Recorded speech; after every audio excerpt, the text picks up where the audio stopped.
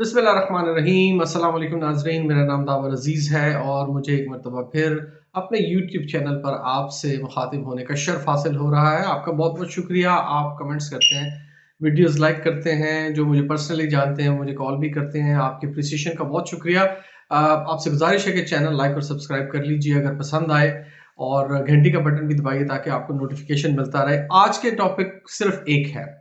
आज का वीलॉग सिर्फ पाकिस्तान की जो अभी तक वर्ल्ड कप में परफॉर्मेंस है उसके ऊपर बात करेंगे, खास तौर पे आखिरी दो मैचेस की, श्रीलंका और भारत के खिलाफ, और खास तौर पे भारत के खिलाफ। आज के वीलॉग में मैं आपको अपना तज्जिया बताऊंगा कि पाकिस्तान की शिकस्त की, इतनी बदतरीन शिकस्त की इंडिया के खिलाफ वजह क्या बनी। उसका थोड़ा सा मैं आपको बैकग्राउंड ये बता दूं कि मैं खुद अभी तक, इस उम्र तक भी मैं क्रिकेट खेलता रहा हूँ। क्रिकेट के मैंने 29 सीजन खेले हैं, जिसमें पाकिस्तान भी शामिल है, जिसमें यूके में मोस्टली मेरी क्रिकेट है। अभी भी एक एमेच्योर संडे लीग में मैं खेलता हूँ, उसकी प्रीमियर डिवीजन में खेलता हूँ। तजर्बा है, कुछ देखा है, सारी उम्र देखी क्रिकेट है। तो कुछ उसको सामने रखते हुए मैं आपको शिकस्त की जो वजूहात मैं समझता हूँ उनका तज्जिया आपके सामने पेश करता हूँ। पहली बात तो ये सुन लीजिए कि बहुत सारे लोग ये कह रहे हैं कि जी मैच फिक्स था, ये था, वो था। ऐसी कोई बात नहीं। अब मैच फिक्सिंग बहुत मुश्किल हो गई है, और ना ये मैच फिक्स था। आसार उसके बताते हैं कि मैच फिक्स नहीं था।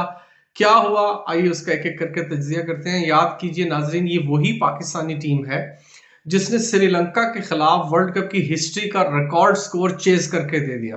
350 के लगभग 345 रन कभी भी दूसरी इनिंग्स खेलते हुए कोई टीम नहीं बना सकी थी। और ये पाकिस्तान की यही बैटिंग लाइनअप जो 2-3 दिन के बाद कोलैप्स हो गई, रेत का ढेर, रेत की दीवार साबित हुई, उसी ने श्रीलंका की जो एक रीजनेबल बॉलिंग अटैक है, उनका बॉलिंग अटैक को बहुत बेहतरीन तो नहीं है, मैं ये तो नहीं कहूंगा, लेकिन बहरहाल वर्ल्ड कप खेलने आए हैं, लेकिन उनका बॉलिंग अटैक भी, उनके एक दो बॉलर्स ने बहुत अच्छी बॉलिंग भी की। उसके बावजूद इसी पाकिस्तान टीम ने, इसी बैटिंग लाइनअप ने 2 ओवर्स पहले गालिबन इतना बड़ा टारगेट चेस किया और वर्ल्ड कप का एक रिकॉर्ड बना दिया उन्होंने। तो क्या वजह हुई कि 3 दिन के बाद उसी किस्म की इन्वायरमेंट में ये टीम 191 पे ऑल आउट होगी, उस वक्त जबकि 152 फॉर 2 था पाकिस्तान, और नजर आ रहा था कि ये 300 310 20 के करीब स्कोर कर लेंगे, 300 के लगभग स्कोर हो जाएगा।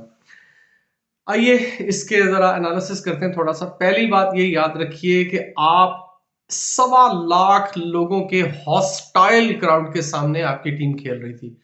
जो चैंटिंग वहां पर, जो अब वीडियोस आ रही हैं सोशल मीडिया पे, जो जिस किस्म के नारे लग रहे थे, आप अगर बहुत बड़े प्लेयर भी हो ना, तो ला महला आप उन नारेबाजी से जरूर मुतासर होते हैं। इतने प्रेशर का मैच पाकिस्तान इंडिया, वो भी वर्ल्ड कप में, और वो भी इंडिया में, और वो भी एक इंतहाई हॉस्टाइल, बल्कि मैं कहूंगा बदतमीज क्राउड के सामने।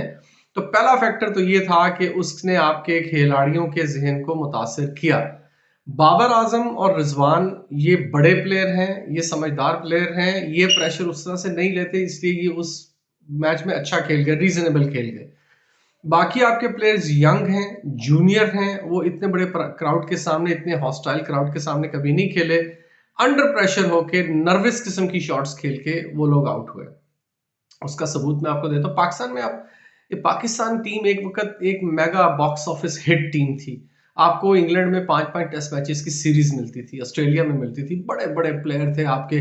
इमरान खान से स्टार्ट कर लें, जावेद मियांदाद, मोहसिन हसन खान, सरफराज नवाज, जहीर अब्बास, माजिद खान, बड़े बड़े बॉलर। फिर उसके बाद थोड़ा नीचे आ जाए, वसीम अकरम, शोएब अख्तर, वकार यूनस, आपके यूसुफ, मोहम्मद यूसुफ, और यूनुस खान, बहुत बड़ा पाकिस्तान का साइलेंट मेगा स्टार मैं उसको कहता हूँ। ये बड़े बॉक्स ऑफिस हिट लोग थे, और ये इस किस्म की इन्वायरमेंट के आदी थे, और ये प्रेशर लेके मैच खेलने वाले लोग थे। ये आपके जो नौजवान लड़के हैं, ये क्रिकेट तो बहुत अच्छी खेलते हैं, लेकिन इनकी साइकोलॉजिकल ट्रेनिंग की बड़ी जरूरत है।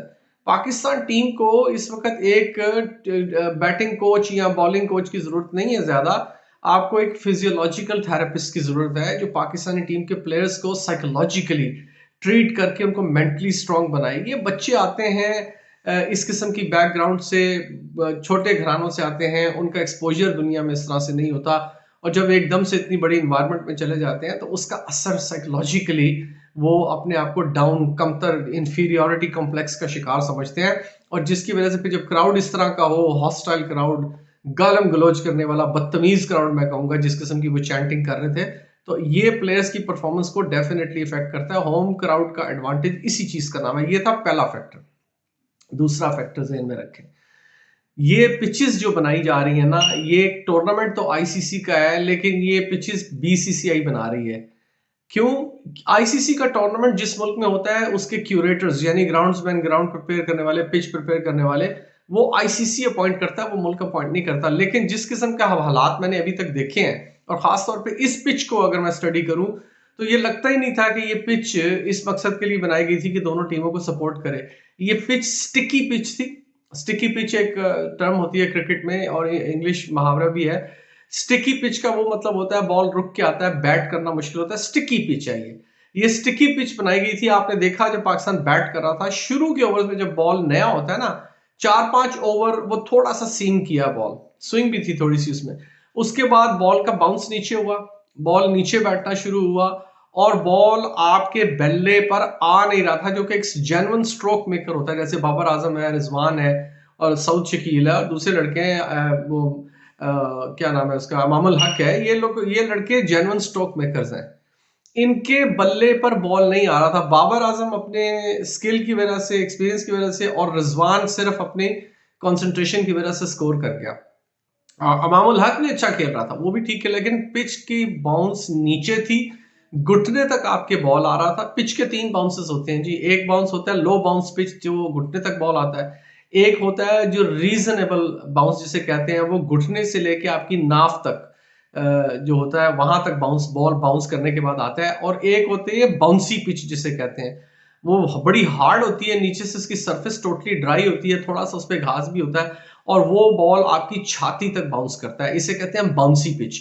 ये पिच जिसका लो बाउंस घुटने तक था, ये स्टिकी पिच थी, ये स्ट्रोक मेकिंग के लिए थी ही नहीं। हमारे बैट्समैन इस पिच को रीड नहीं कर सके। हर बैट्समैन ने कोशिश की कि मैं मार धाड़ करके 300 तक स्कोर ले जाऊं, जो पाकिस्तान का शायद हो सकता है मैच स्टार्ट होने से पहले टारगेट हो। लेकिन जब आप अंदर जाकर देखते हैं, पिच रीड करते हैं, तो उसके बाद आपको अपने टारगेट रीडिफाइन करने पड़ते हैं। ऊपर से दूसरी बात ये हुई कि 155 फॉर 2 था, और उस वक्त लग रहा था कि आप 300 कर लेंगे आराम से। ये पिच मेरे ख्याल में 300 की, 325 की पिच थी नहीं, ये 260 270 की पिच थी।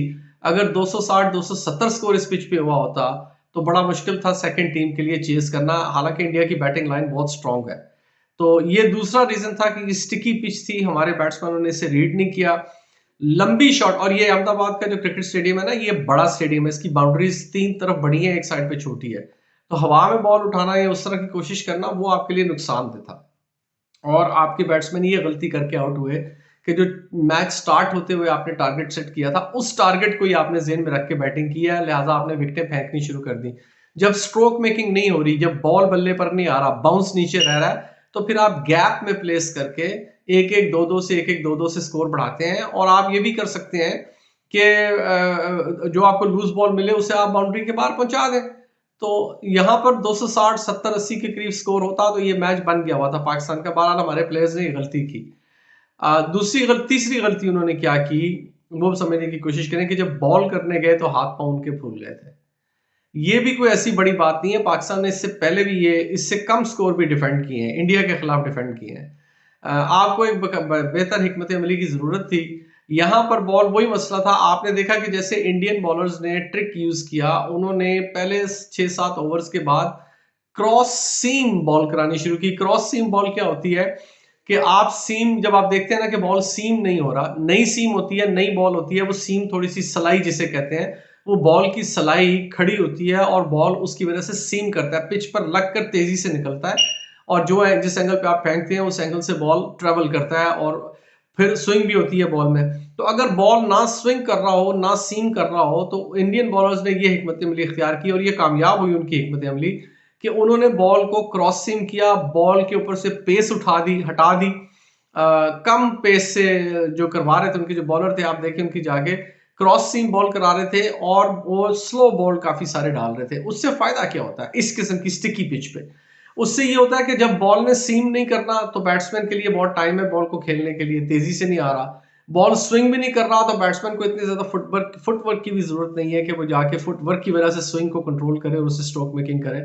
तो क्रॉस सीम से ये होता है कि कभी बॉल की सीम ग्राउंड पे लगती है जब वो बॉलर के हाथ से निकलती है, तो पिच पर जो बॉल पड़ता है वो या तो सीम लगती है या बॉल का लेदर लगता है। सीम लगे तो बॉल किसी डायरेक्शन में भी मूव कर सकता है जिस एंगल पे सीम लगेगी, और बॉल का लेदर अगर ग्राउंड को टच करे तो बॉल आमतौर पे सीधा जाता है। बैट्समैन हमेशा डबल माइंडेड रहता है, कंफ्यूजन का शिकार रहता है कि ये बॉल पढ़ के बाहर निकलेगा, अंदर आएगा या सीधा जाएगा। क्रॉस सीम का सबसे बड़ा फायदा ये होता है। इंडियन बॉलर्स ने बहुत सारे बॉल क्रॉस सीम किए हैं, मैंने तकरीबन पूरा पाकिस्तान की पूरी बैटिंग मैंने तकरीबन देखी, उसकी वजह से भी उनको फायदा हुआ। हमारे बॉलर्स ने बॉल को क्रॉस सीम करने की कोशिश नहीं की, ज्यादातर ताकत लगा रहे थे। शाहिन शाह अफरीदी, हारिस रऊफ और हसन अली वगैरह ये कोशिश कर रहे थे कि हम तेज बॉल करें। भाई ये तेज बॉल वाली पिच नहीं थी, आपको इंडियन बॉलर्स से सीखना चाहिए था कि वो क्या कर रहे हैं।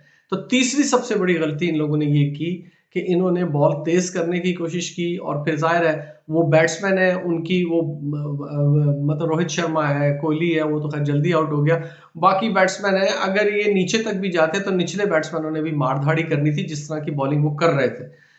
इंडियन पिचेस हैं, वो यहाँ पर आईपीएल खेलते हैं, हर मुल्क के साथ वो हर ग्राउंड पे उनके मैचेस होते हैं। बिजी क्रिकेटिंग सीजन होता है इंडिया का अपने होम में, बहुत सारे मैचेस खेलते हैं। वो अपने ग्राउंड को, अपने पिचेस को बड़ी अच्छी तरह से समझते हैं, उसका उन्होंने उस इल्म का उन्होंने फायदा उठाया। पाकिस्तानी बॉलर्स ने अपने आप को एक लो टोटल पहले तो आपने डिफेंड करना है, जो कि डिफेंड हो सकता था अगर अक्लमंदी से बॉल करते, लेकिन इन्होंने उस कोशिश ही नहीं की। अपनी पेस लगाते रहे, बॉल स्विंग करने की कोशिश करते रहे, बॉल की सीम निकालने की कोशिश करते रहे, और शुरू के ओवर्स में आप देख लें कि जो मार पड़ी और जो बाउंड्रीज लगी हैं शुरू के ओवर्स में, उन्होंने सारा प्रेशर रिलीज कर दिया। अगर यही पहली 1-2 विकेटें आप पहले 5 से 7 ओवर्स में अगर निकाल लेते किसी तरह से, तो प्रेशर इंडिया पर चले जाना था। उनको भी नजर आना था कि भाई ये भी कोलैप्स हुए हैं, हम भी कोलैप्स हो सकते हैं, तो फिर ये मैच फंस सकता था, इसका रिजल्ट किसी तरफ भी जा सकता था। लेकिन हमारे बॉलर्स ने भी इसके ऊपर ध्यान नहीं दिया कि ये पिच ना तो सीम बॉलिंग के लिए सूटेबल है, ना स्विंग बॉलिंग के लिए सूटेबल है। तो हमें कुछ डिफरेंट टैक्टिक्स मानने चाहिए। और स्पिनर्स को फिर जाहिर है आप जब लेके आए हैं, शादाब खान की तो मुझे समझ नहीं आती, उसने इन 3 मैचेस में इतने फुल टॉस फेंके हैं, इतने फुल टॉस फेंके हैं कि उसे सोचना चाहिए खुद कि वो क्या कर रहा है। अच्छा बॉलर है, अच्छा बॉलर रहा है, बड़ा अच्छा फील्डर है, लेकिन बैटिंग और बॉलिंग दोनों उसकी नाकाम जा रही हैं। अगले मैच में मेरा ख्याल है शायद उसे बाहर बिठाया जाएगा। बहरहाल कप्तान साहब की, बाबर आजम की मर्जी है। ये 3 रीजन मैंने मेन आपको बता दिए। एक क्राउड का फैक्टर, उनका प्रेशर, 1.25 लाख का क्राउड पूरे स्टेडियम में, आप जहां नजर उठा के देखें जब आप बैटिंग कर रहे हैं तो चारों तरफ आपको नीला रंग ही नीला रंग नजर आ रहा है। ना एक पाकिस्तान का झंडा उन्होंने अलाउ किया, ना हमें कोई पाकिस्तानी स्पेक्टेटर नजर आया। होंगे कहीं कोने में घुसे हुए कि कहीं घुसा दिया होगा। तो ये बहुत बड़ा फैक्टर था। और फिर जिस किस्म की बदतमीजी उन्होंने की है, इंडियन क्राउड है ही बदतमीज। आपको याद होगा कि ये जो ऑस्ट्रेलिया का जो बैट्समैन था, वो जो मर गया कार के हादसे में, ड्रेड लॉक से, जिसके उसके खिलाफ ये मंकी चैंटिंग की थी, जिसकी वजह से आईसीसी ने इनके ऊपर पाबंदी लगाई थी क्राउड पे। तो ये बदतमीज क्राउड है इंडिया का, बेसिकली बहुत बहुत बेहुदा और छिछोरा क्राउड है। उसका प्रेशर हमारे प्लेयर्स ने लिया। उसको काउंटर करने के लिए मैंने सजेस्ट किया है कि आपको एक साइकोलॉजिस्ट साथ रखना चाहिए, एक स्पोर्ट्स साइकोलॉजिस्ट जो हमारे खिलाड़ियों की साइकी मजबूत करे, साइकोलॉजिकली उनको स्ट्रॉन्ग बनाए, ताकि वो इस किस्म के प्रेशर्स में घबराए ना और उनके ऊपर इस चीज़ का कोई खास असर ना हो। असर होता है लेकिन खास असर ना हो। दूसरा रीज़न था, मैंने बताया कि स्टिकी पिच थी। इस पिच की वजह से हमारे बैट्समैनों को स्ट्रोक मेकिंग करने में मुश्किल हो रही थी, लेकिन उन्होंने वो बाज नहीं आए। स्ट्रोक मेकिंग करते हुए सारे आउट हुए हैं, तकरीबन सिवाय 2-3 प्लेयर्स के, बाकी शॉट मारते हुए आउट हुए हैं।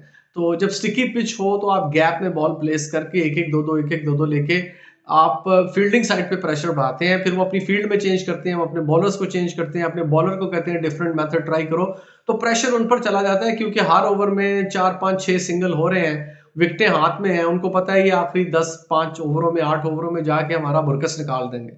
तो वहां तक मतलब इस तरह की स्ट्रेटेजी हमें चाहिए थी हमारे बैट्समैनों को, जो उन्होंने नहीं की। एक टारगेट सेट किया होगा 300 350 का, उसी को चेस करने के चक्कर में ऊपर से लेकर नीचे तक उन्होंने गड़बड़ कर दी। यहां तक आप पहुंच भी जाते, 270-80 आप कर भी लेते अगर आप सिंगल डबल करते रहते और ओकेजनल लूज बॉल पे आप उठा के मारते, तो ये काम हो भी सकता था। लेकिन सब बैट्समैनों ने जल्दबाजी की और उसका रिजल्ट आपने देख लिया। तीसरा रीजन मैंने आपको दिया, जब आप बॉलिंग करने के लिए आए हैं तो पिच को उस तरह से रीड नहीं किया जैसे इंडियन बॉलर्स ने रीड किया था। अपनी सीम का जोर लगाते रहे, अपनी स्विंग के लिए जोर लगाते रहे, क्रॉस सीम बॉल्स बहुत कम किए, स्लोअर डिलीवरीज भी कम की, और उसकी वजह से वो इंडियन बैट्समैन हैं, उनकी वो पिचें हैं, उनके वो ग्राउंड है, वो अच्छी तरह से अपनी एनवायरनमेंट को जानते हैं। उस इल्म का उन्होंने इस्तेमाल किया, शुरू की ओवर से उन्होंने धुलाई शुरू की। जब शुरू में धुलाई शुरू हुई तो वो सारा प्रेशर इंडिया से हट गया, पाकिस्तान का टोटल वैसे ही कम था, हाथ-पाँव मज़ीद फूल गए और वो जो काँपे टाँग गई हैं वो साफ हुआ और फिर आपके हर बॉलर को मार पड़ी। तो मेरा एनालिसिस तो ये कहता है जितनी क्रिकेटिंग सेंस मुझे है, जितना मैंने देखा है, कोई मैच फिक्सिंग-विक्सिंग या कोई इस किस्म की कोई चीज़ नहीं हुई। अब वो दौर चले गए हैं। अब ये काम नहीं होते इस तरह से।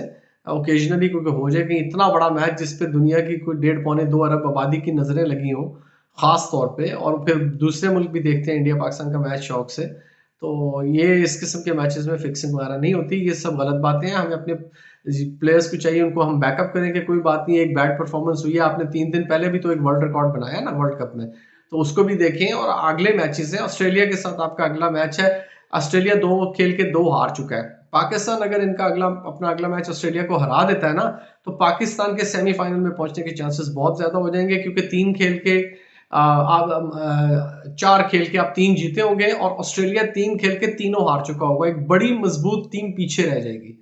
तो फिर चांसेस ये होंगे कि आप, क्योंकि एक बड़ी टीम पीछे रह गई है, तो अब आपका चांस बढ़ गया है। मेरी नज़र में तो सेमीफाइनल में जो खेलने वाले हैं इस वक्त वो इंडिया है, न्यूजीलैंड है, साउथ अफ्रीका है और पाकिस्तान है। बाकी जो अल्लाह को मंजूर। वीडियो आपको कैसी लगी, मेरे एनालिसिस पे कमेंट्स ज़रूर कीजिएगा, मैं मुंतज़र रहूँगा। बहुत शुक्रिया, एक मरतबा फिर चैनल सब्सक्राइब कर लीजिए, लाइक शेयर कर लीजिए। मैं आपके लिए दुआ गो हूँ, आप मेरे लिए दुआ कीजिए। पाकिस्तान हमेशा जिंदाबाद।